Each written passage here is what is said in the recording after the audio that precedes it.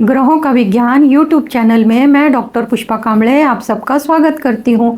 आज मैं आपको कुंडली पढ़ना सीखे के क्रम में पार्ट 98 सिखाना शुरू करती हूँ। आज के पाठ में कर्क राशि का मासिक राशिफल 9 ग्रहों के अनुसार कैसा देखा जाता है, उसके शुभ और अशुभ परिणाम क्या मिलते हैं।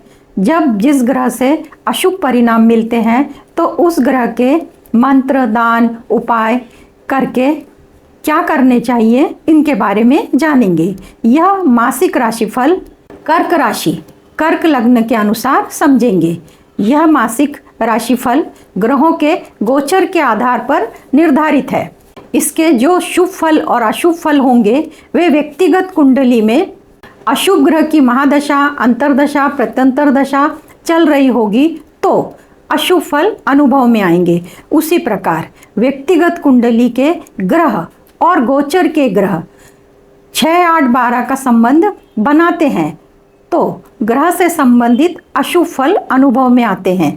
इसके लिए उपाय, दान, मंत्र कर सकते हैं। यदि व्यक्तिगत कुंडली में शुभ ग्रह की महादशा, अंतर्दशा, प्रत्यंतर दशा चल रही होगी तो शुभ फल में वृद्धि होगी।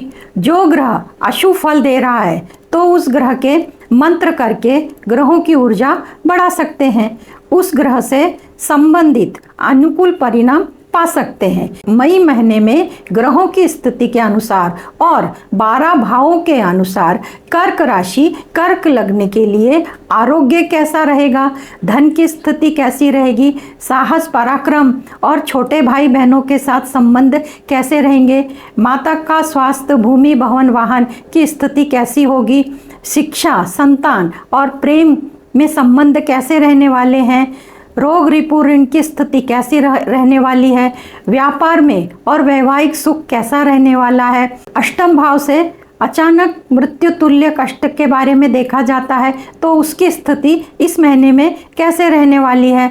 भाग्य साथ देगा या नहीं, इसके बारे में जानेंगे। कर्म, करियर कैसा होगा, इसको समझेंगे। लाभ भाव से लाभ की स्थिति कैसी होगी और व्यय भाव से खर्चे किस प्रकार के होंगे ज़्यादा होंगे या कम होंगे, कैसे होंगे, इनके बारे में जानते हैं। कर्क राशि, कर्क लग्न।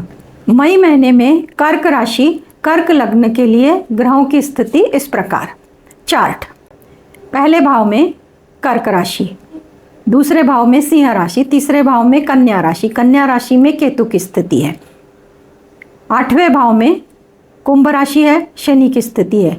9वें भाव में मीन राशि है और मंगल और राहु, बुध की स्थिति है। 10वें भाव में मेष राशि है, शुक्र और सूर्य की स्थिति है। 11वें भाव में वृषभ राशि में गुरु स्थित है।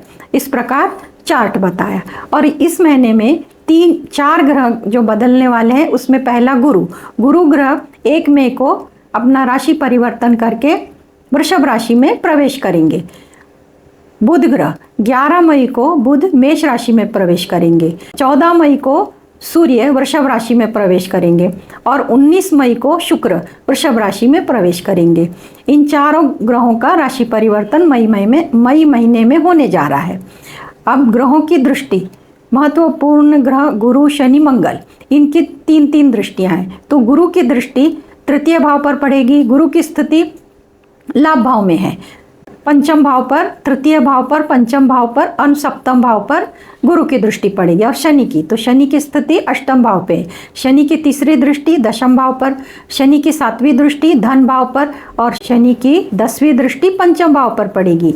मंगल की 4थी दृष्टि व्यय भाव पर पड़ेगी, 7वीं दृष्टि पराक्रम भाव पर पड़ेगी और 8वीं दृष्टि मंगल की 4th भाव पर पड़ेगी। इस प्रकार मंगल, शनि अशुभ ग्रह में आते हैं और गुरु शुभ ग्रह में आता है।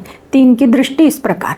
अब मई महीने में चंद्रमा का गोचर 4, 8, 12 भाव से होगा, तब प्रतिकूल परिणाम मिलेंगे। यानी 4, 8, 12 भाव से चंद्रमा जब जाता है उन दिनों जो तारीखें आती हैं उन दिनों में जो भी शुभ कार्य किए जाते हैं, महत्वपूर्ण कार्य किए जाते हैं, उनमें सफलता नहीं मिलती है।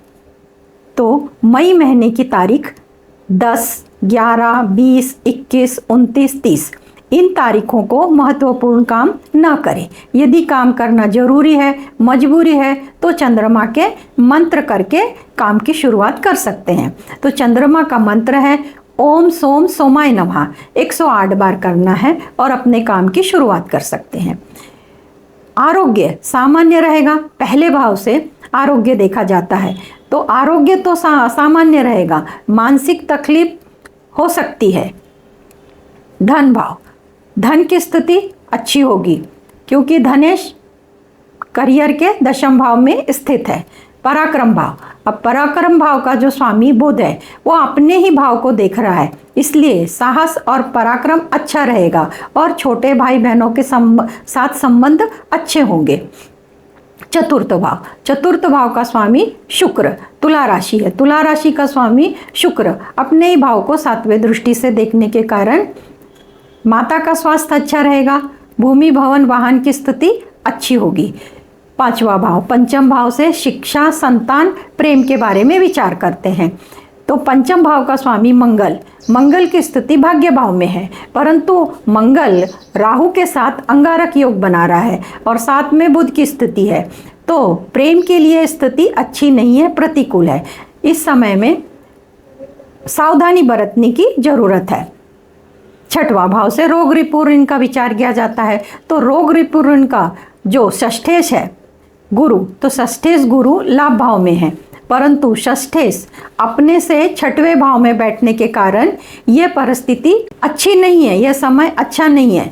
तो 6वें भाव का स्वामी अपने से 6वें भाव में बैठा है तो यह स्थिति अच्छी नहीं है। फिर भी 6वें भाव का जो स्वामी जिस भाव में बैठा है तो उस भाव का जो स्वामी शुक्र है और शुक्र की स्थिति दशम भाव में है, अपने से एक भाव पीछे में है, तो यह स्थिति अच्छी नहीं है। परंतु शुक्र 19 मई को जब राशि परिवर्तन करेंगे तो इस परिस्थिति में सुधारना होगी, यानी कि शुभ फल मिलने के योग बनते हैं। सप्तम भाव, सप्तम भाव का जो स्वामी है शनि, सप्तम भाव में मकर राशि है, शनि अष्टम भाव में स्थित है, तो सप्तम भाव पर केतु की दृष्टि है, तो सप्तम भाव पर केतु की दृष्टि होने से वैवाहिक जीवन में, वैवाहिक सुख में, वैवाहिक जीवन और वैवाहिक सुख सामान्य रहेगा और व्यापार के लिए ये अच्छा होगा कि बुध की स्थिति 9वें भाव में है, तो और बुध अपने ही भाव को, उच्च राशि को 7वें दृष्टि से देख रहा है, तो व्यापार की स्थिति अच्छी होगी और वैवाहिक सुख में सामान्य रहेगा, वैवाहिक सुख सामान्य रहेगा। अष्टम भाव, अब अष्टम भाव में कुंभ राशि है और कुंभ राशि का स्वामी शनि है, शनि अपने ही राशि में बैठा है और अष्टम भाव में, यहाँ पर शनि कारक होते हैं, यहाँ पर शनि अच्छा काम करते हैं, तो यहाँ पे जो भी तकलीफ होगी तो वो सामान्य होगी, परंतु शनि के ऊपर किसी भी अशुभ ग्रह की दृष्टि नहीं है, तो कोई भी अचानक दुर्घटना, चोट चपेट की दुर्घटना का योग नहीं बनता, यानी कि यह समय अच्छा है। भाग्य भाव, अब भाग्य भाव का जो स्वामी गुरु है अपने से 3रे भाव में बैठा है और शुक्र की राशि में है, तो भाग्य साथ देगा। दशम भाव, दशम भाव में मेष राशि है और मेष राशि का स्वामी मंगल जो भाग्य भाव में बैठा है, करियर के लिए ये अच्छा है, परंतु शनि की 3री दृष्टि आने के कारण करियर में कुछ ऊंच नीच हो सकती है, रुकावट आ सकती है। अगर कुछ नौकरी बदलना चाहते हैं तो फिलहाल वो ना बदले, जो जैसा चल रहा है वो वैसा चलने दे। लाभ भाव, लाभ भाव का स्वामी शुक्र, लाभ भाव में वृषभ राशि है, उसका स्वामी शुक्र है जो दशम भाव में स्थित है, तो लाभ भाव का स्वामी दशम भाव में स्थित होने के कारण अभी की स्थिति सामान्य रहेगी, पर जब 19 मई को शुक्र राशि परिवर्तन करके वृषभ राशि में जाएंगे तब यह स्थिति लाभ की स्थिति में वृद्धि होगी। अब व्यय भाव, 12वें भाव से खर्च देखते हैं, तो 12वें भाव में मिथुन राशि है और मिथुन राशि का स्वामी भाग्य में बैठा है, गुरु की राशि में, मित्र की राशि में बैठा है, तो खर्च सामान्य होंगे, जरूरत के हिसाब से खर्च होंगे। मंगल की 4थी दृष्टि पड़ने के कारण कुछ भ्रम भी तैयार हो सकता है, मानसिक भ्रम की स्थिति आ सकती है।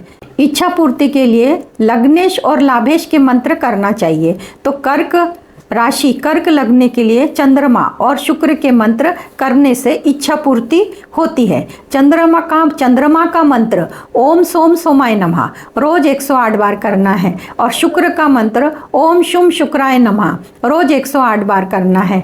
वर्तमान में कर्क राशि को शनि की ढैया चल रही है, इसलिए शनि का मंत्र करना चाहिए। ओम शन शनिश्चराय नमः रोज 108 बार करना है।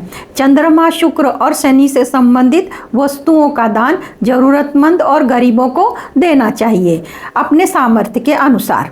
यदि आप अपनी कुंडली का विश्लेषण कराना चाहते हैं, कुंडली से संबंधित प्रश्नों के उत्तर जानना चाहते हैं, तो दिए गए नंबरों पर व्हाट्सएप करके शुल्क की जानकारी प्राप्त कर सकते हैं। आज के क्लास में इतना ही। धन्यवाद।